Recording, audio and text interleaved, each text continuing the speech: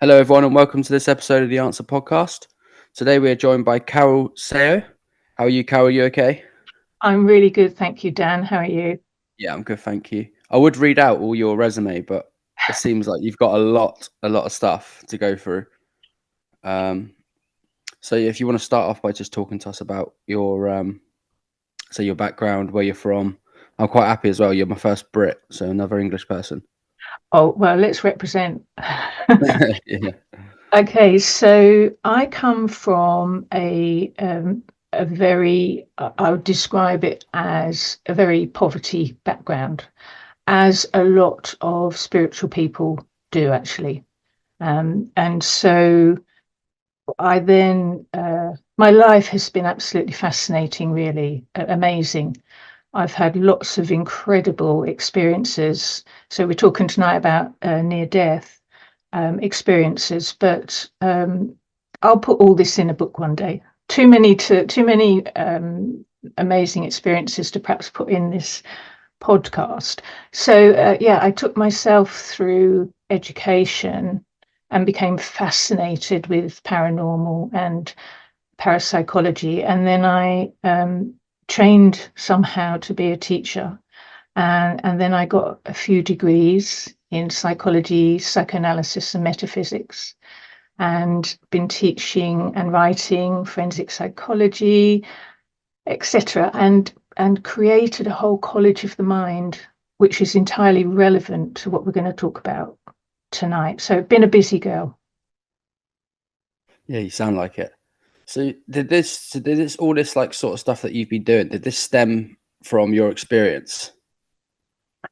I would say Or was it something that you're always interested in? I think it was always interested in me, because when I was a very young girl, so 5 years old, I would say that what I look back now, I know that they were spiritual experiences, but at the time, I just remember thinking, I'm seeing, thinking, knowing stuff, hearing stuff that I also know that other people wouldn't understand. So even at the age of 5, I knew that I had access to this other spiritual world, that the people that surrounded me, especially in the environment I was in, which was brutal, I knew not to tell them. And my first, I'd say, first real spiritual experiences was when I was 7 years old, and it had to do with I don't know if you know about telekinesis, that moving objects with the mind and this kind of thing. So I was from the gate, had this. So really, this whole looking at another dimension, life outside of our body. I was already doing this before I could really speak. And so, you grow up, don't you? And then when you get to adolescence, you kind of get sucked into the world and programmed out of these extreme experiences. And that's essentially what happened for a few years, but then it hotted up. What do you mean by when it hotted up? Like what age were you sort of when you sort of realizing that this isn't like normal to what the average person, if you get what I mean? Not in a horrible way, but if you understand what I mean. Sure. I would say probably around the age of 20, I just knew so much stuff. I knew so much information that I knew I was getting it from somewhere and not here. It's like a higher dimension or something. So, it's people use the word belief, don't they? They've probably said it to you, or do you believe in that? And of course, people don't, if people haven't experienced it or they haven't witnessed it, then they ask you to prove it, they rubbish you, they mock you. I've had all of that. They call you insane. I've had all of that. Um, but these aren't beliefs that we're talking about. This is a near-death experience and reincarnation are not beliefs; they're experiences, real ones that people have. And I feel terribly sorry for people that have them and don't know what the heck's going on, and then go to the doctor or something. And so one of the reasons I created the college was a whole near-death experience that I had, designed all around providing a platform, a space where I teach people about the mind way beyond science, way beyond it. Provide a space really for people to discuss what we're discussing tonight. Yeah, that's really interesting you say it, because I speak to a lot of them, obviously through doing this, and Yeah. they say the same. They say the same. It's more like they haven't had a lot of, like, where they go to. A lot of them feel a bit lost afterwards and don't understand quite what's happened. You Mm. can't really speak to anyone about it because people will assume that you're insane. You can't go to the doctors because they'll assume that you're going through. They'll just put you on pills, if you get what I mean, Cocktail and of stuff like that. it's horrendous, Dan. I'm very, very passionate that all the hundreds, if not thousands, of people that I've taught now, I'm very protective and passionate that everybody knows of these and more extraordinary. I've had much more extraordinary experiences than near death. And so, what's really interesting though is I was recently invited onto an academic forum at one of our main universities here in the United Kingdom, and they're just starting to discuss this kind of stuff. But they're obviously doing it from academic science, and they want proof and they want statistics. And I'm having a giggle because from the age of 5, this is my world. And so, academically, I've been teaching all invisible stuff for nearly 20 years and writing books about it. For exactly what you've just said, because also some men aren't very open-minded, perhaps, to things like psychology and these experiences. But I say all the time, just because you don't believe it doesn't mean it's not going to happen. But what often happens to the male mind, which is different to the female mind, the male mind doesn't want to talk about it. So sometimes they'll isolate themselves and think that they're losing touch with reality, whereas like, I just talk all the time. Yeah, I'm very lucky in that kind of way. I've never kept anything bottled up. I can speak to anyone about anything, but I know a lot of people that can't, and I know it's quite a big thing at the minute with men's mental health, and it's a massive problem as well. It's the biggest killer for men under 40 years old. Yeah. Well, they really should listen to what I'm teaching because I created a lecture on the psychology of depression, which a lot of people that after they've had a near-death experience, they can feel detached. Other people around them aren't understanding what's just happened. They lose language. Their nearest and dearest think they've had some kind of midlife crisis or something. But according to our ordinary world, that's been the story, hasn't it? It's been the narrative. But if you listen to what I'm saying, and I teach from some of the greats in some of the great writers and thinkers, and it's not a near-death experience. One of the things I say is not so we discover how to die, it's how we learn how to live. That's the whole point of us having these. And I'll just distinguish, because it might help your audience, between nearly dying and a near-death experience. So nearly dying, let's say, is when you are hurtling down the motorway and a car pulls out and you have a near miss or a bad accident and you nearly die, but you don't. But you are still within your body.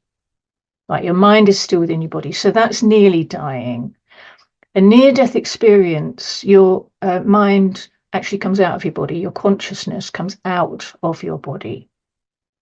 And so near-death experiences, classically, you often witness yourself, your body. You can be floating above your body. You could be in another dimension. You can still kind of lights and sounds. And you can look back on your life. And in my experience, that's when like the big guns turn up. The real world turns up, the spiritual world turns up. And I had a whole conversation with an angel about whether I was going to come back here or not. And it was my choice. So I don't know, was that similar to your experience? So I've actually never had an experience. So the only reason why I started this, Mhm. which I've explained before in a few other episodes, Mhm. is that I was grieving through the death of my dad, Yeah. and I didn't really know what to do about it. And I started listening to these stories, and like getting into it. And then I was just thought I want to start my own up, because to help other people, like it helped me. So that's what I've never had one. Like I always think, oh, I'd love to have one, but then I don't, because the circumstances that you have to get into to actually have one, it's not usually Well, not no. I mean, you do have to be dying. Yeah, exactly. And I don't want to be dying yet. I'm only 27. I've got a few more years left in me, hopefully. You know, these near-death experiences, they don't discriminate between gender and age. Anyone can have one at any moment. Um, but what's great about this conversation is perhaps if I share some things about the reality of having a near-death experience, then it can help anybody that's had one or might be having one. So in my experience, and I've said I've led an incredibly spiritual life and authentic spirituality, and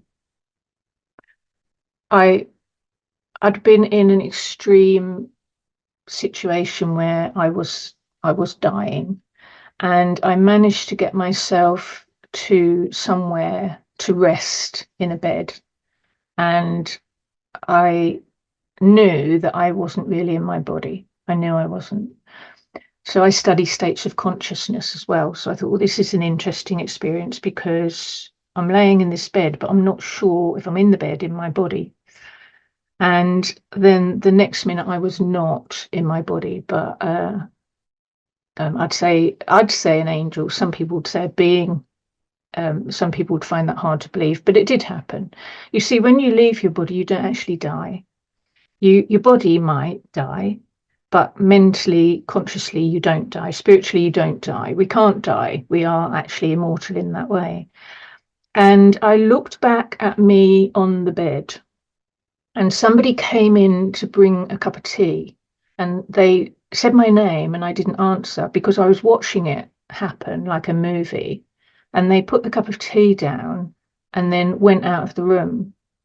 And the next minute, I was in full discussion with an angel who, let me tell you, he had a clipboard with all of my life on it, everything I'd said to people, everything I'd ever done, and I was very sick and broken. I was broken in every way that a person can be, and so the angel said, "Carole, you've got a choice.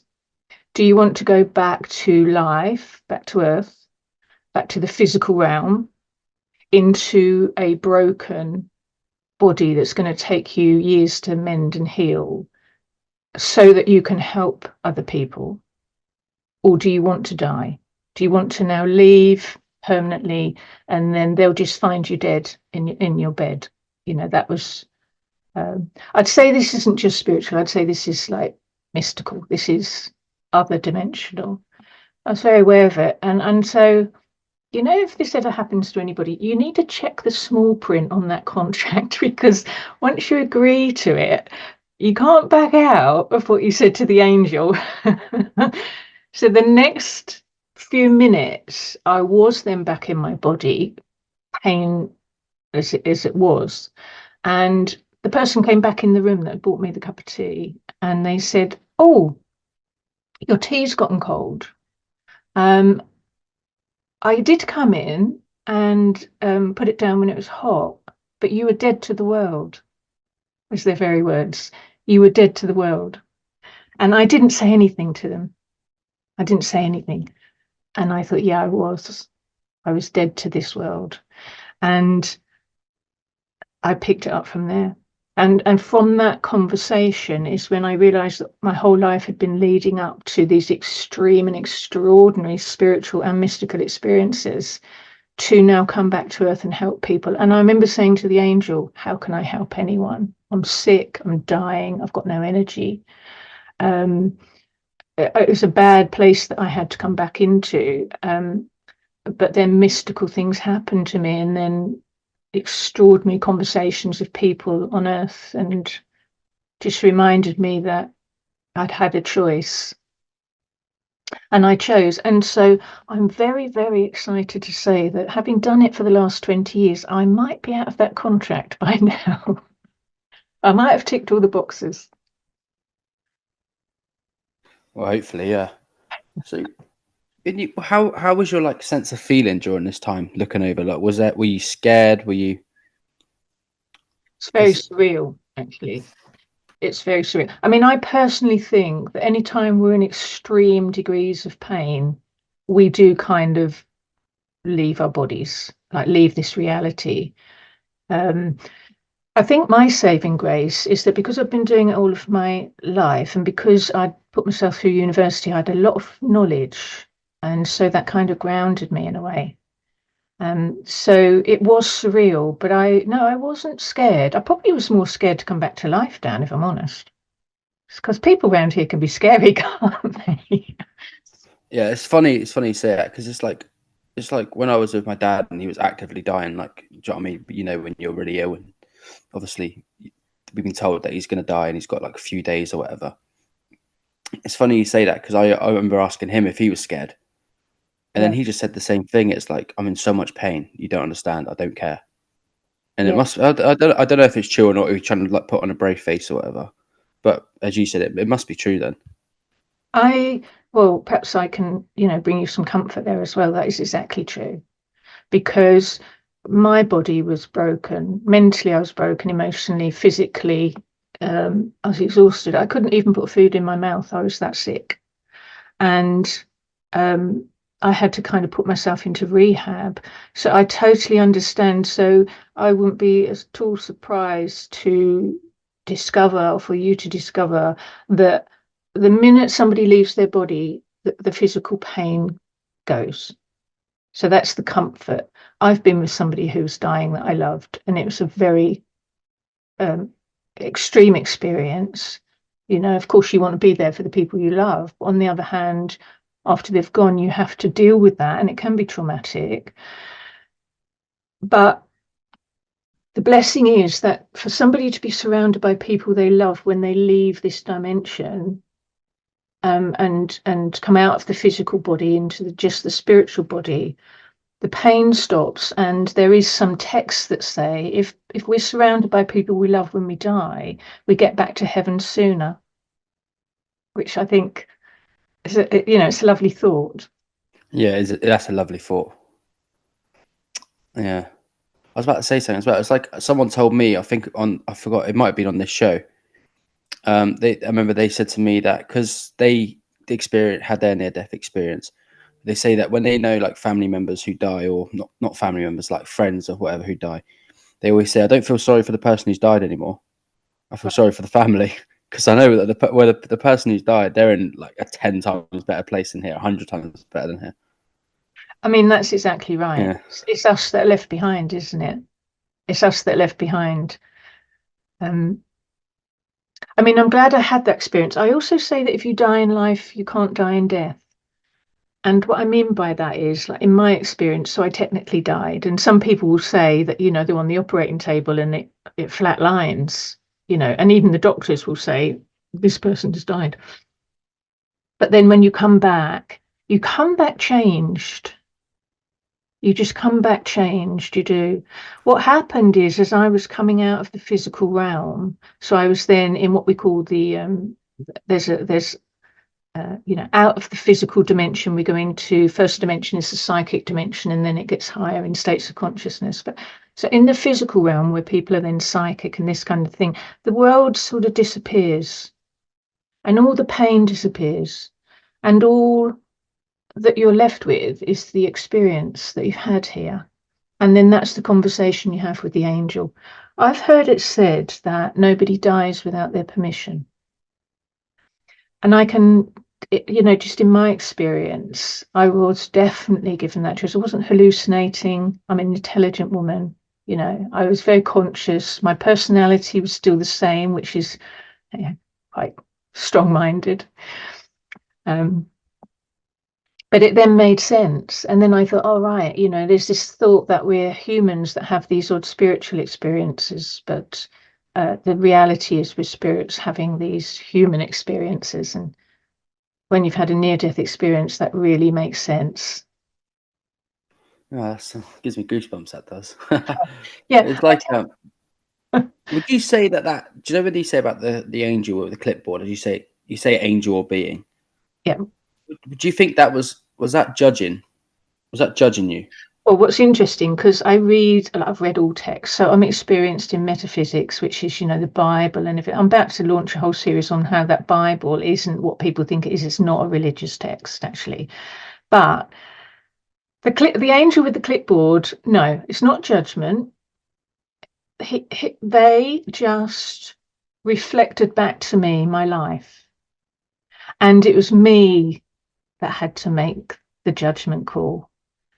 But no, higher guides, angels, spiritual beings are not sent forth to judge. They are sent here to witness. And so, but I tell you what, you wouldn't mess with it. You can feel the energy from them. You don't mess with this kind of frequency. You know it's more powerful than you. You just know it is.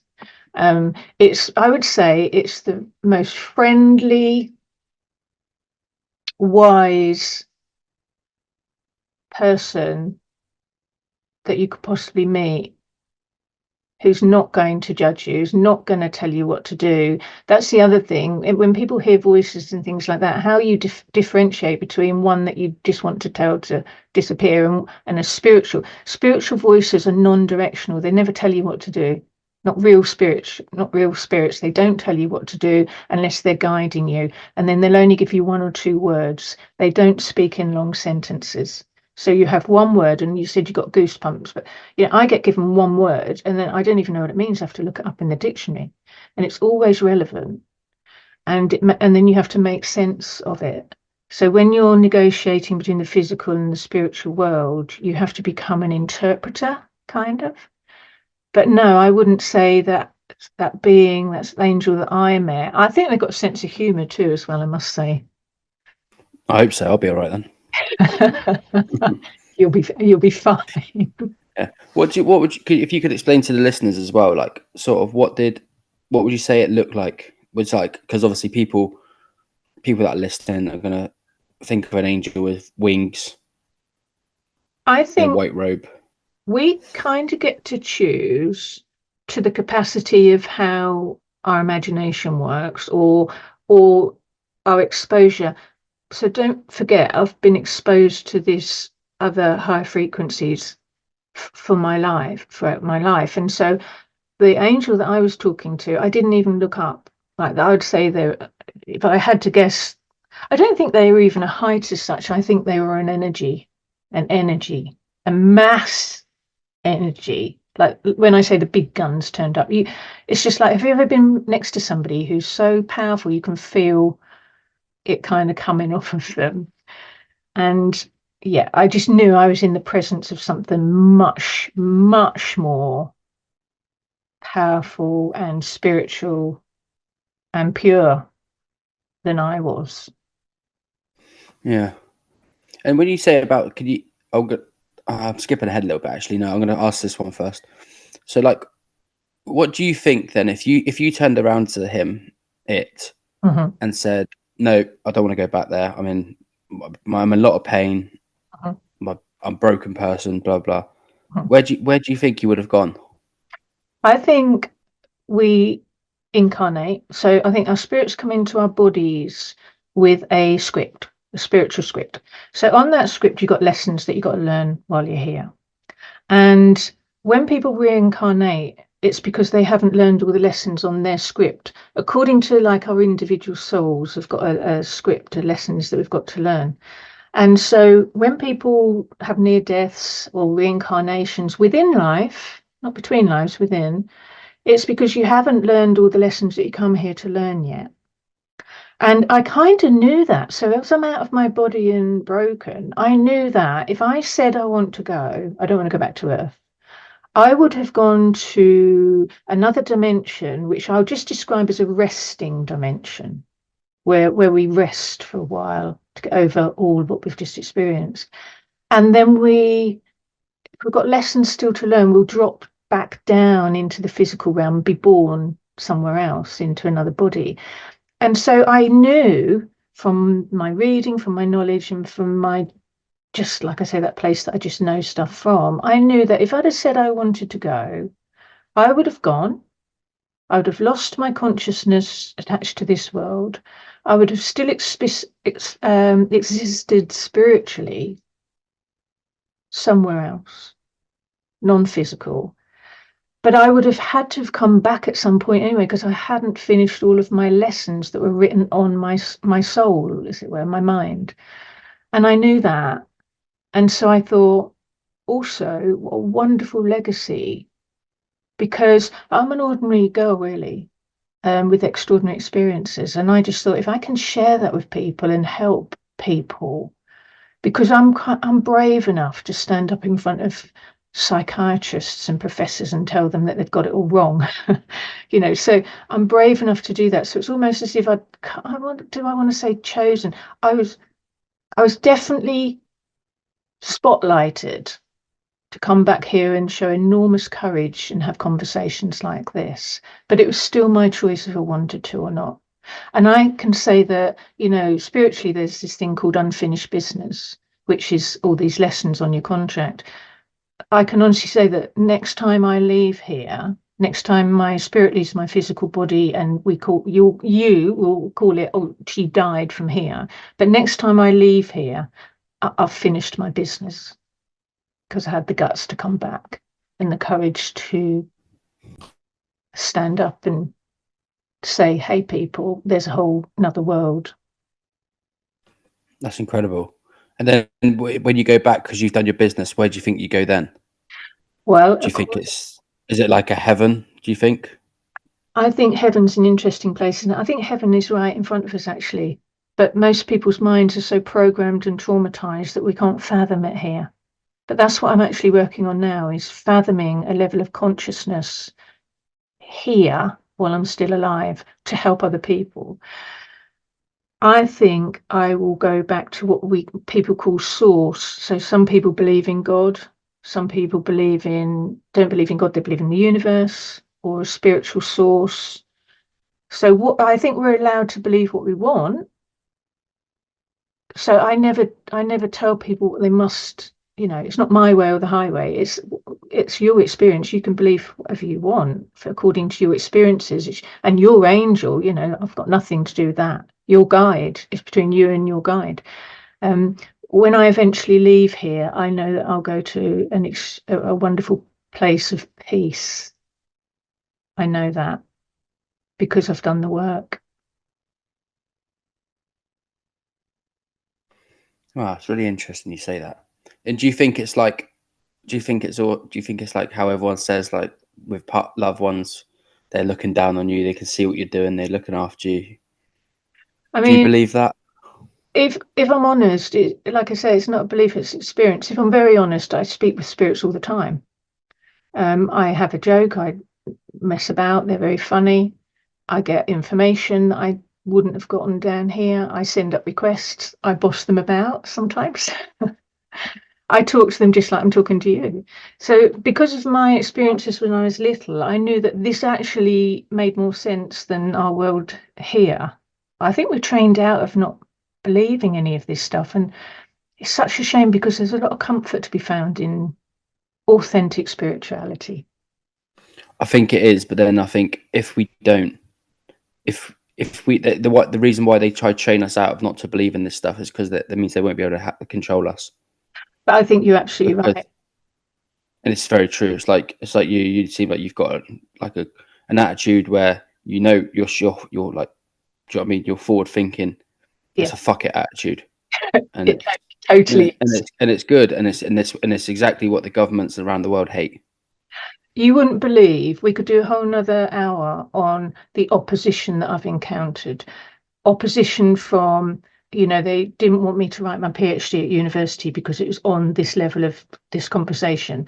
Now, I somehow, coming from somewhere that was very uneducated, like a council estate in poverty, when you're not educated, are you? Lucky to be alive if you're 12 years old. So to come from that, I think what I learned there, though, was, I won't use the F word, but you were right in what you said. I learned this: nobody's going to stop me. And I think I was laughing the other day, I've actually got a few superpowers, and one of them is I'm always underestimated. And even when I tell people, and men and professors and whoever, even when I say to them, don't underestimate me, they still do. But that's why it's a superpower. And then they'll say, she did what? She did what? That's incredible. And then, so we're going to go back a little bit. Sure. And so you say that you can speak to spirits. Is it sort of like, would you say not a medium? Would you say you're a medium sort of thing? Like, not in I a way that you're I not would say practiced. that, so when when I was about 20 and I was interested in astrology and mediumship and, um, all the things that, I mean, I'm talking this weekend at one of these spiritual conferences and you'll see all people with the crystals and they're very into it. But then what I learned is that's actually one of that's a mid-frequency range of spiritual communication. So that is when people do tarot cards and forecasts, they're according to the psychic plane. And the psychic plane, actually, you have to watch it a little bit because you can have some good stuff, but you can have some rough stuff turn up, rough spirits, rough experiences, this kind of thing. I hope this doesn't sound arrogant, but it's the truth. I kind of went even higher than the spiritual plane. So when I went up into like into the cosmic consciousness where you're not in your body at all. It's like between you and, in my understanding and experience, God. So there's no humans, there's no medium. You know everything. You know everything because your mind is so connected to that level of understanding. And then, of course, you come back here and people say, "Oh, you're a know-it-all. You think you know it all." And I think I'm told it all, but I'm not going to prove that. I'm not going to waste my energy proving any of this to anybody. I mean, that's one of my saving graces. I speak from pure experience, genuine, authentic experience. And the kind of kick ass comes from my estate where I was born. But I totally navigate this world according to me and you know, my intuition. Your intuition is where spiritual guidance comes through, by the way. So I'm practice all the time, meditation, intuition. So I'm always in conversation. Can I do mediumship? Yeah, easily. But to be honest, and I mean this to downgrade things, but that is one of the lower kind of, but we're all psychic, by the way. We all can do mediumship. I teach it. I'm running a course at the moment on it. Not on mediumship, on much more. Like one of the classes is on mediumship, the other one is on astral projection, where you come out of your body. So I'm teaching way advanced stuff. In fact, I suppose one of my biggest challenges is 20 years ago I was teaching this stuff and writing about it, and nobody understood it then, and they're only just starting to understand it now. So honestly, like when people have painted like a great painting, they're never famous when they're alive. They never get the money for it, but it's only when they've died. And I really think that 30, 50 years after I've died, they'll pick it up and they'll say, my God, she was really leading from the front. So, but when you lead from the front, I'll tell you, it's not a glamorous position. You get so much opposition from humans and from darker energies that don't want you to have these conversations, which we had a bit of electronic hiccup tonight, didn't we? I received a text, which is extraordinary, just before I came on air with you. When I was lecturing at university, the professional film crew, all of their batteries suddenly went flat. When somebody was recording me doing a house exploration, his camera didn't work. When you go up into spiritual frequencies, you're on a whole nother level of Wi-Fi, frazzles all of our very small world down here out. So I was born with courage. That's what I was born with. Good on you. Yeah, it's sort of stuff. I do believe in stuff like that. Like I was speaking to a girl called Sajik on Mhm, here, and she's if you ever listen to her episode, you might find it quite interesting because she's quite like you. She can go out of her body and stuff like this. mhm.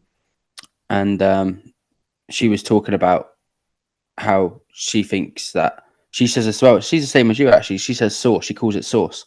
Yes. And yeah, it's quite interesting actually. Now thinking about it, but she started saying some stuff, and my laptop just completely went. It just kicked us out of the Yeah. thing, and she said that she thinks that she was basically talking about the Father God and how he's very judgmental. Is someone who she sort of, and that after she started talking about that, it went. Okay, so what's happened there is God, as I know God to be, is not judgmental at all. It's very, very loving. So all the rubbish that's written in the Bible, that's not the God that I know. That's not the one that's been speaking to me since I was 5. And let me tell you, when people are particularly nasty to me, because you bet they have been, something happens to them almost straight away. And they say, "Did you do that, Carole? Are you doing some kind of EBGB spell casting or something?" And I think, no, they don't understand that because I'm genuinely innocent. It's not that I don't get attacked, because I do. But I know that God is the most powerful thing. Like he created all of this. So if he's looking after me, who have I got to fear? What man do I fear? What? And also dark energies that turn up, you bet they do, they manifest. And I guess what I'd like to say to the lady you were speaking to, it's not God is way above and beyond all of our stupidity of arguments and war and hatred. None of that exists. And you have to do your own homework in your mind, because when these dark energies turn up, you have to know how to navigate, because you've got to get beyond then that psychic realm that I was telling you about. And I say that enlightenment begins with endarkenment, and people then think, oh, she's from the dark side. I teach forensics. I'm not. I explain the dark side.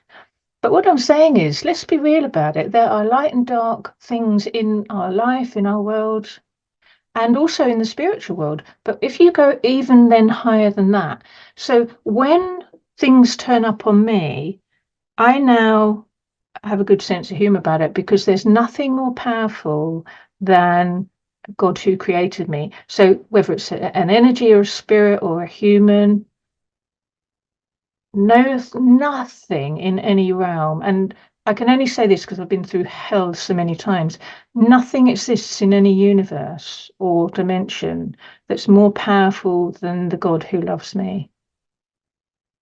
And so, and I know that from my experiences, most of which I couldn't possibly even try and put into words.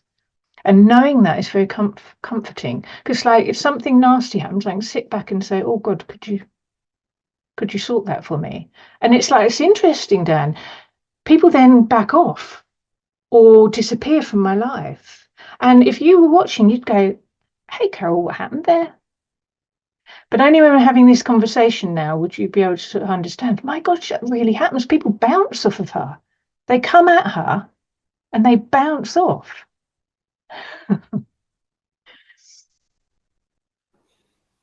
I'm your friend though, right? Say it So again. I'm your friend, right? So he knows he knows that, doesn't he? So he brings me some good karma, please. I think, well, karma means comeback. And so what the energy we put out does come back, you see. So I think because like in my soul, I'm innocent. I was an innocent child.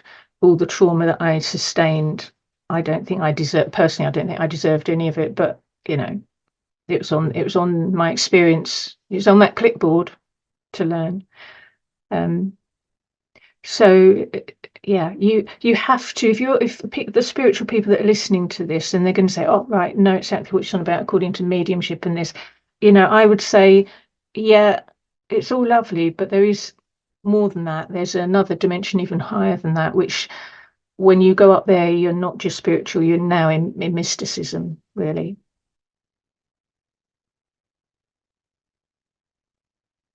So yeah, um, well, yeah, we could go on for absolute hours, I think. Be good. Obviously, we don't want to go. We don't want to go on for hours. You can definitely have a part 2. I could tell you that. But Be my pleasure. seeing as that we're coming to like the last 10, 15 minutes, Sure. so like, I just want to like see if we could talk to everyone about like what you're doing now. And so I want to put out there your college that and how people can get involved in this. Right. Well, look, I've got a whole college of the mind that I created. So there's a website. So if they put my name in, Carole Sawo, my website will come up.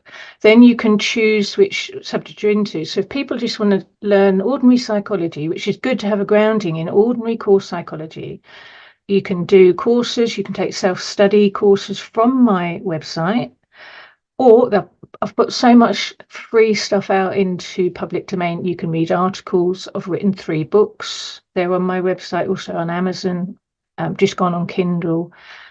My YouTube channel, all free stuff.